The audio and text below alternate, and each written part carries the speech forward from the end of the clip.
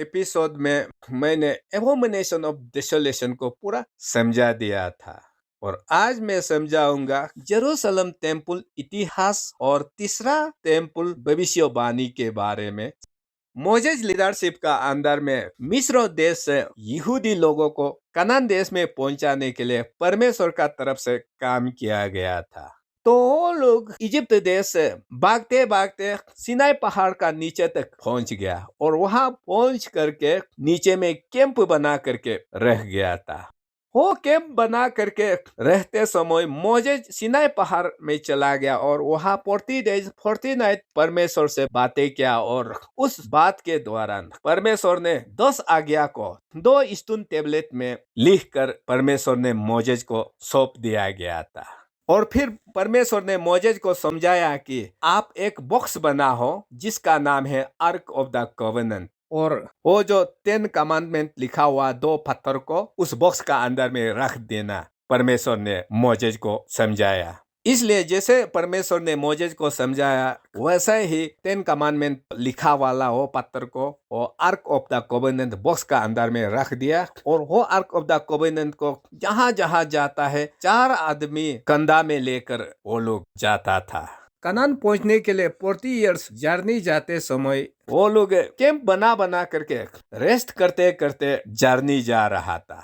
तो जहां वो लोग कैंप बना करके रेस्ट करता है उस जगह में वो लोग एक टेम्पोररी टेंट बनाया था जिसमें आर्क ऑफ द कोवेनेंट को रखा जाए। उस टेम्पोररी तंबू का नाम है टेबरनेकल और ये टेम्पोररी घर है क्या के लिए? आर्क ऑफ द कोवेनेंट को रखने के लिए। 40 साल का बाद वो लोग इजराइल देश में पहुंच गया और इजराइल देश में पहुंच करके इजराइल एक नेशन बन गया। तो जब इजराइल देश का रूप में आ गया वहाँ राजा डेविड का समय होता है और राजा David first chronicle chapter 28 verse 2 में लिखा गया है कि वो आर्क ऑफ द कोवेनेंट को परमानेंट रखने के लिए एक घर बनाने के लिए उसका दिल में योजना आता है और वो घर है जेरूशलम फर्स्ट टेम्पल। लेकिन किंग डेविड का समय में बहुत सा लड़ाई लड़ा, कई लोगों का खून किया, इसलिए फर्स्ट क्रॉनिकल चैप्टर 28 वर्स 3 में परमेश्वर ने किंग डेविड को कहा कि आप आर्क ऑफ द कोवेनेंट के लिए जो मंदिर बनाना है उसको आप नहीं बनाएंगे क्योंकि आपका हाथ खून से रंगा है।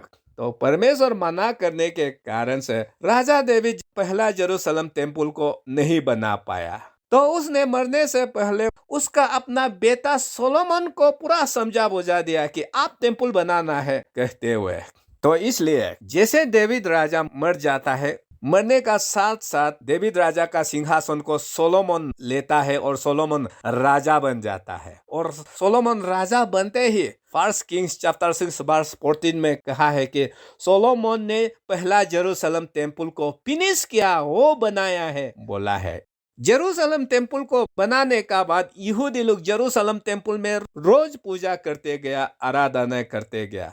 उन दिनों में इजराइल देश जो है 2 राज्यों में बांट गया था और उत्तर तरफ का राज्यों को इजराइल कहा जाता है और उसमें 10 ट्राइब्स लोग राज करता था और दक्षिण तरफ का राज्यों को जुदा कहा जाता था। इसमें जुदा और बेंजामिन 2 ट्राइब राज करता था। तो जेरूशलम शहर और जेरूशलम टेम्पल किसका कंट्रोल में चला गया? वो जुदा राज्यों का अंदर में। सबसे पहले तो इजराइल का जो नॉर्दर्न 10 ट्राइब्स को सेकेंड किंग्स चैप्टर 17 वर्स 5 से लेकर 23 तक पूरा लिखा गया है कि उन लोगों का पापों के कारण असीरियन राजा को परमेश्वर ने उकसाया और उन लोगों को असीरियन एम्पायर में पूरा बिखर दिया गया। और लगभग 100 साल के बाद वो जो साउदर्न 2 ट्राइब्स जहां जेरूशलम मंदिर रहता है, परमेश्वर ने नेबूकदनेस्सर राजा को उकसाया और उकसा करके उन लोगों को हमला करके 70 इयर्स के लिए बेबीलोन बनवास ले गया।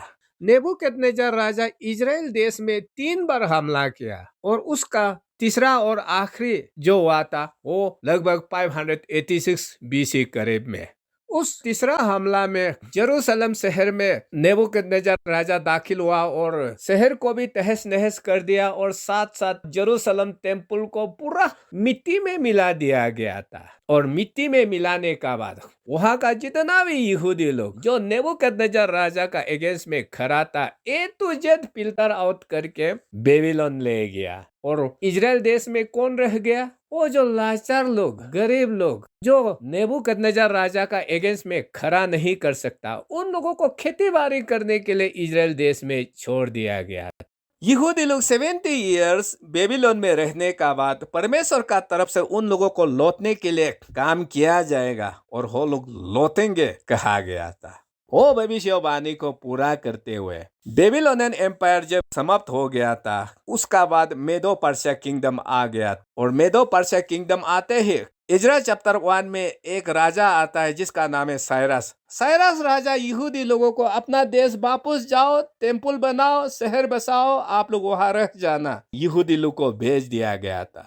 राजा साइरस का हिसाब से तो सब यहूदी को लौटने के लिए बोला गया था, मगर 70 इयर्स बेबीलोन में बिताने का बाद वहाँ यहूदी लोग इस्टेब्लिश हो गया, इसलिए ज्यादातर यहूदी लोग लौटना नहीं चाहता था। उनमें से 15% यहूदी लोग बेबीलोन से इजराइल देश में लौटा साइरस राजा का हुक्म के कारण से, और वो लोग लौट करके वहां फिर से एक नया टेम्पल बनाया जिसको सेकेंड टेम्पल कहा जाता है, और उसका विषय में इजराइल चैप्टर 6 वर्स 14 में पूरा लिखा गया है। साइरस, दारियस, अर्थाक्सर्क्स राजा लोग का ऑर्डर के कारण से यहूदी लोग सेकेंड टेम्पल को बना करके फिनिश कर दिया गया है, वहां लिखा है। और बना करके वहां लगातार परमेश्वर को आराधना पूजा करते करते हेरोद राजा का समय तक पहुंच गया था। राजा हेरोद हमेशा राजा बनते रहने के लिए, यहूदी को खुश करा करके, यहूदी का फेवर पाने के लिए वो जो सेकेंड टेम्पल बनाया गया था उसको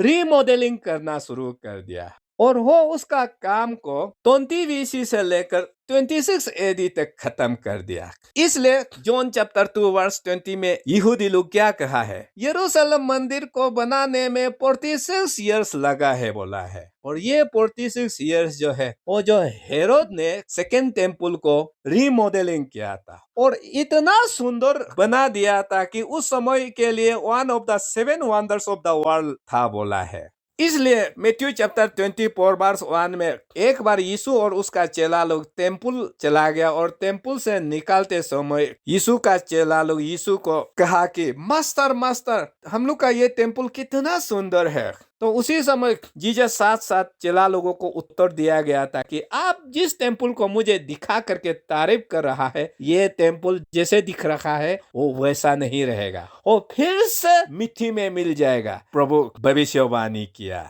दानियल चैप्टर 9 वर्स 26 में भी दानियल को भी परमेश्वर ने दिखा चुका था कि ये जो सेकेंड जेरूशलेम टेम्पल को जीसस क्राइस्ट को मारने का बाद सिटी एंड सेंचुरी को एक राजा डिस्ट्रॉय किया जाएगा, पहले से बता करके रह चुका था, और हो भविष्यवाणी किया वाला सच में 70 AD में पूरा रोमन के द्वारा फुलफिल हो गया। यहूदी और रोमन का बीच में 66 AD से लड़ाई शुरू हुआ, और लड़ते लड़ते 70 AD दिसंबर महीना तक युद्ध समाप्त हो गया।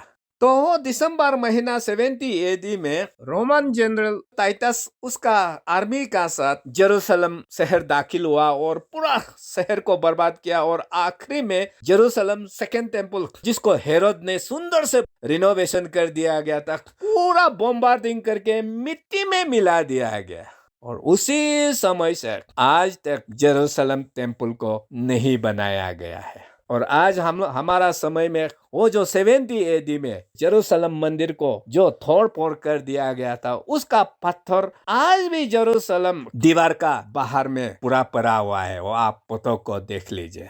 लेकिन बाइबल प्रोफेसी क्या कहता है? यीशु मसीह सेकेंड कमिंग का समय में जैसे इस संसार में एंटी क्राइस्ट आने वाला होता है, उस समय टेम्पल फिर से बन जाएगा बोला है, और वो टेम्पल थर्ड टेम्पल होगा। जहाँ यरूशलेम मंदिर खड़ा हुआ करता था, वो जगह में तो मुस्लिम लोग 2 मंदिर बना करके रखा हुआ है, एक तो the Dome of the Rock और दूसरा अल अक्सा मॉस्क। तो अभी संसार में ऐसा कुछ सिचुएशन खड़ा होगा कि मुस्लिम लोग भी यहूदी को इस टेम्पल माउंट में तीसरा जेरूशलेम मंदिर को बनाने का अलाउ करेगा।